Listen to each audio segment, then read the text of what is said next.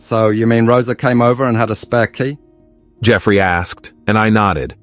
Yeah, and she had the atmosphere filled with the perfume I love so much, and was in that lingerie you helped me choose for her. Man, she was on fire. Did you let her take advantage? You know how much effect she used to have on me. She actually gave me a breathtaking BJ. Thinking about it gives me the chills, I said with a dirty smirk. You're one bad nigger, aren't you? So did you go all the way with her? Did you two have sex? If not for one particular thing that came flashing back into my head, I would have given in to her. And what was that? You wouldn't believe it if I told you. Really? Blow me with it. It was the thought of my now secretary who puked on me. I replied, and he chuckled, trying to hold back the laughter. Was that why you employed her? Because that incident flashed back and got you getting out of trouble? Let's say it's one reason why I employed her. I replied, turned to the door. Speaking of the devil, I saw her walk in. This time around, she looked kind of different, not too messy and too tacky. She wore a blue pair of jeans trousers with a pink long-sleeved buttoned shirt, which was a little oversized, and had her hair in a ponytail. She actually had some strands falling on her forehead. I guess there's a little of the bump there. Is that her? Jeffrey asked when she waved at me, and I waved back, signaling her to come over. Yeah. She isn't that bad looking. I bet she's got that curvy 35-36 beneath those oversized clothes. Jeffrey Lee Carter. Chill, bro. I was just saying, he said with a sneer as Nicole walked to us. She greeted with a bow, and I introduced her to Jeffrey. Wow, she's way innocent looking and beautiful than you described. I can't believe you said she talked back at you yesterday. Jeffrey said, shaking Nicole's hand. Nice to meet you, Mr. Carter. Feel free. I'm more of your age, mate. Just call me Jeffrey. Just Jeffrey will be cool.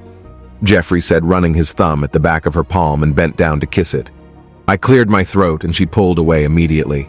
I think everyone is here now. Let's all have some fun, I said excitedly, clapping and heading towards our reserved table. Actually, I reserved the entire restaurant for the night. Welcome to our fashion team, Ms. Nicolina Matthews. We look forward to working together for a very long time. Mr. Kim, my assistant manager, said to Nicole, and she smiled. Thank you very much, Mr. Kim. I look forward to working with you all. Let's work hard together. Nicole replied, and we all lifted up our glasses. To Miss Matthews, I said.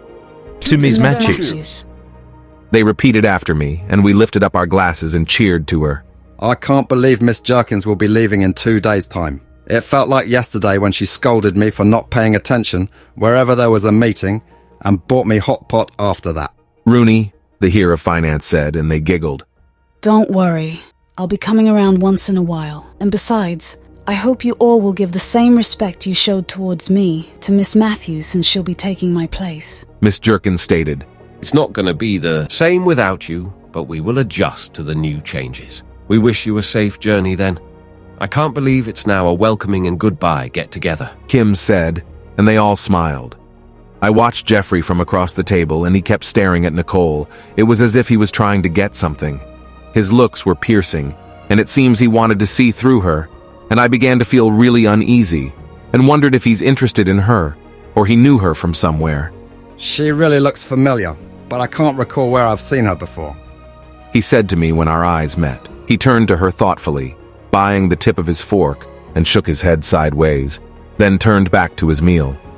Suddenly I felt a very sharp pain in my neck. I tried to hold it in, but then it was unbearable, so I stood up and rushed to the men's washroom. I felt as if my shirt was choking me around my neck, and the flesh on my neck felt as if it was tearing apart.